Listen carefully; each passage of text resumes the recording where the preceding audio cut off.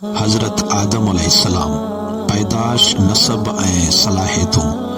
हज़रत आदम अलैहिस्सलाम खे आदम बिन तुराब चयो वेंदो हो। संदसि कुनियत अबुल बशर ऐं अबू मुहम्मद हुई। चवनि था त आदम सां अल्लाह ताला सां सिधो ॻाल्हाईंदो हो, पर कॾहिं कॾहिं वही बि नाज़िल थींदी हुअसि। मलाइकनि खे सजदो कयो, काफ़ी वक़्तु जन्नत में गुज़ारियईं, पोइ ज़मीन ते लाथो वियो। संदसि औलाद पैदा थियो। जॾहिं इंसानी आबादी वधी वेई तॾहिं अल्लाह ताला खेसि औलाद खे तालीम ॾियण लाइ मुतनब्बिह कयो। मथसि 21 सहीफ़ा नाज़िल कयईं, जिन में मुरदी जो हराम हुजण, रत जे हराम हुजण ऐं सूअर जे गोश्त जी हुरमत बाबति अहकाम हुआ। ही पहिरियों शख़्स हो जंहिंखे अल्लाह ताला लिखण जी महारत ॾिनी हुई। उन खां पोइ इदरीस अलैहिस्सलाम जे ज़माने ताईं आदम जी औलाद मां को बि माण्हू लिखण कोन ॼाणींदो हो। संदसि शरीयत में फ़क़त तौहीद जी प्रचार हुई। संदसि शक्ल व सूरत तमामु सुहिणी हुई। हू समूरी हयाती बिना दाढ़ीअ मुछनि जी नौजवानी जी कैफ़ियत में रहियो। संदसि उमिरि 1000 साल हुई। अल्लाह साईं हज़रत आदम अलैहिस्सलाम खे मिटीअ मां पैदा कयो। आदम अलैहिस्सलाम जी ख़मीर तैयार करण खां अॻु अल्लाह साईं फ़रिश्तनि खे इतला ॾिनो हो त हू तकिड़ो ई हुन मिटीअ मां हिकिड़े मख़लूक पैदा करण वारो आहे जंहिंखे बशर चयो वेंदो। के ज़मीन में अल्लाह ताला जी खिलाफ़त जो शर्फ़ बख़्शी वेंदो। अहिड़ी तरह आदम अलैहिस्सलाम जो ख़मीर मिटीअ मां ॻोहियो वियो। उहा मिटी नित नयूं तब्दीलियूं आणींदे जॾहिं पची रास थी, तॾहिं अल्लाह ताला उन में रूह फूकियो त हिकदमि गोश्त, हॾनि ऐं रत जो ज़िंदा इंसान तयारु थी वियो, जंहिंमें इरादे, शऊर, हस, अक़ल ऐं वजदानी जज़्ब वारियूं कैफ़ियतूं नज़र अचण लॻियूं। सजदे जो हुकुम ऐं इब्लीस जो इनकार। जॾहिं हज़रत आदम अलैहिस्सलाम जो ख़मीर ठही तयारु थी चुको त अल्लाह ताला मलाइकनि खे हुकुम कयो त समूरा मलाइक हुन ख़ाकी मख़लूक खे सिजदो कनि। सभई फ़रिश्ता हुकुम जी पूराई लाइ सजदे में किरी पिया, मगर शैतान पंहिंजी होॾ ते क़ाइमु रहियो ऐं आदम अलैहिस्सलाम खे सजदे करण खां साफ़ साफ़ इनकार करे छॾियईं। शैतान जो चवण हो त आऊं आदम खां अफ़ज़ल आहियां, छाकाणि त आऊं बाह मां पैदा कयो वियो आहियां जेका बुलंदी ऐं रिफ़त चाहे थी, ऐं आदम मिटीअ मां पैदा थियो आहे जेका निवड़त ऐं आजिज़ी घुरे थी। आऊं आदम खां हर लिहाज़ खां मथां आहियां, उन करे आदम खे घुर्जे त मूंखे सजदो करे। मूंखे आदम खे सजदे जो हुकुम करण सरासर बेइंसाफ़ी आहे। गरज त शैतान खे तकबुर ऐं हठ सबबां उहा ॻाल्हि विसरी वई त जॾहिं शैतान ऐं आदम ॿई अल्लाह ताला जा ख़लक़ियल आहिनि त मख़लूक जी हक़ीक़त ख़लक़णहार ई वधीक ॼाणे थो। खेसि इहा बि ख़बर न रही त मर्तबे ऐं मान जो मदार उन मादी ते नाहे जंहिं मां शइ जी जो ख़मीर तैयार कयो वियो आहे, बल्कि मर्तबे जो मदार उन्हनि वसफ़नि ते आहे जेके शइ जी कमाल ऐं ख़ूबीअ खे ज़ाहिर कनि थियूं। बहरहाल शैतान जो जवाबु हथ ऐं वॾाई ते मुबनी हो। उन करे अल्लाह ताला मथसि वाज़े करे छॾियो त तूं तकबर जी जहालत जे करे शयुनि जी असल हक़ीक़त सम्झण खां अंधो थी वियो आहीं। तूं पंहिंजी पैदा कंदड़ जे एहतराम जूं हदूं ओरांगे खेसि ज़ालिम करार ॾिनो आहे। तंहिं करे हाणे तूं अब्दी सज़ा जो हक़दार आहीं।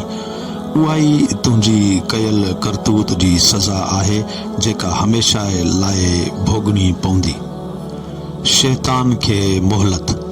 जॾहिं शैतान ॾिठो त आऊं पंहिंजी हथ वॾाई ऐं अल्लाह ताला जे ज़ात खे ज़ालिम चवण सबबा जन्नत मां हमेशा लाइ तड़ियो वियो आहियां ऐं संदसि रहमत मां सदाईं लाइ महरूम कयो वियो आहियां, तंहिं करे हुन अल्लाह ताला जी दरबार में दरख़्वास्त कई त ऐ मुंहिंजा ख़लक़णहार, मुंहिंजी ॼमार डिघी कर, मूंखे क़यामत ताईं मोहलत ॾे त जीअं आदम जी औलाद खे हक़ ऐं सच जी वाट खां थड़ींदो रहां ऐं खेनि तुंहिंजी नाशुक्री ऐं नाफ़रमानीअ जी पटी पढ़ाईंदो रहां। तुंहिंजा नेक ऐं मुख़लिस बाना मुंहिंजी सॻे धागे में कोन ईंदा, बल्कि उहे तुंहिंजी बानप में ई रुधल रहंदा।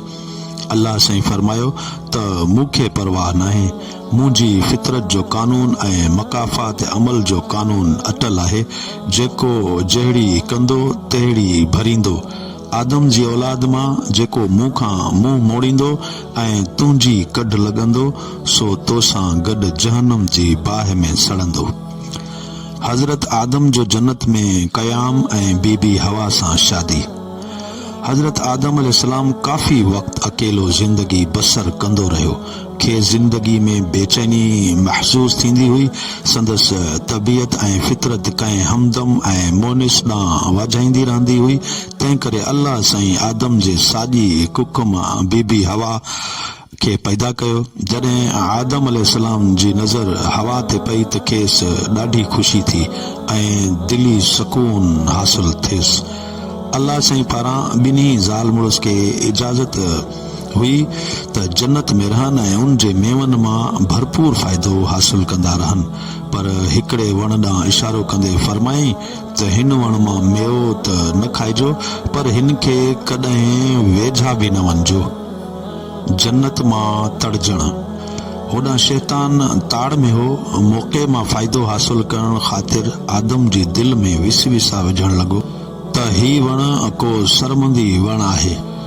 जेकॾहिं हिन वण मां मेवो खाईंदे त हमेशा हमेशा लाइ जन्नत में वेठो मौजू कंदे, कॾहिं बि जन्नत जे मेवनि खां महरूम कोन थींदे। इहो ॿुधी आदम जी बशरी ख़ासियतनि मां सभ खां पहिरीं भुल इंसान उन ज़ाहिर थी। खेसि इहो विसरी वियो त अल्लाह ताला हुन वण जे मेवे खाइण खां खेसि मना कई आहे। अहिड़ी तरह हुन वण जो मेवो खाई वरितो। अञा खाई बस कयाई, ॾिसनि त ॿई लिबास खां महरूम उघाड़ा आहिनि। ॿई तकड़ा तकड़ा अॻिते वधिया, वणनि जा पन पटियाऊं ऐं पंहिंजी ओघड़ ढकण लाइ जतन करण लॻा। गोया ही इंसान तमदन जो आगाज़ हो। ओघड़ ढकण लाइ सभ खां अॻु वणनि जे पननि मां कमु वरितो वियो। हुतां अल्लाह पारां आदम जो एहतसाब थियो त रोकण बावजूद ही ग़लती छा लाइ। आदम शैतान वांगुरु मुनाज़रो कोन कयो। इंतहाई निवड़त ऐं आजिज़ीअ मां अर्ज़ करण लॻो त मुंहिंजा ख़लकणहार, ग़लती बिल्कुलु थी आहे, पर हिन ॾोह जो कारण हथ ऐं वॾाई न, पर वेसर ऐं भुल आहे। उन करे तोखां माफ़ी ऐं दरगुज़र जो तलबगार आहियां।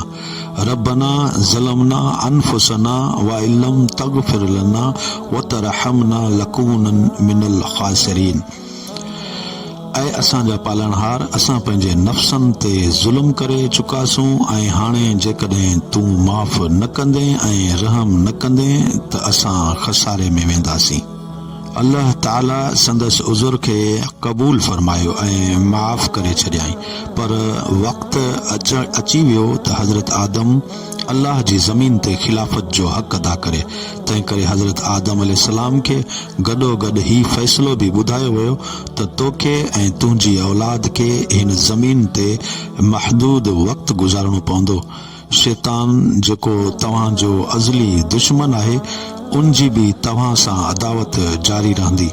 अहिड़ी तरह तव्हांखे ॿिनि मुतज़ाद ताक़तनि जी भेटा भेटी में ज़िंदगी गुज़ारणी पवंदी। तंहिं हूंदे बि जेकॾहिं तूं ऐं तुंहिंजो औलाद मुंहिंजी ॾसियल वाट ते हलंदो त हमेशा हमेशा लाइ जन्नत में रहंदो। इन करे तूं ऐं हवा वञो ऐं मुंहिंजी ज़मीन में वञी आबाद थियो। पंहिंजी मुक़रर हयाती ताईं बानप कंदा रहो। अहिड़ी तरह इंसाननि जो पीउ ऐं अल्लाह ताला जो ख़लीफ़ो पंहिंजी ज़ाल सां गॾु ज़मीन ते अची आबाद थियो। हज़रत आदम अलैहिस्सलाम हिंदुस्तान जी धरती ते, हज़रत हवा जद्दे सऊदी अरब जी सरज़मीन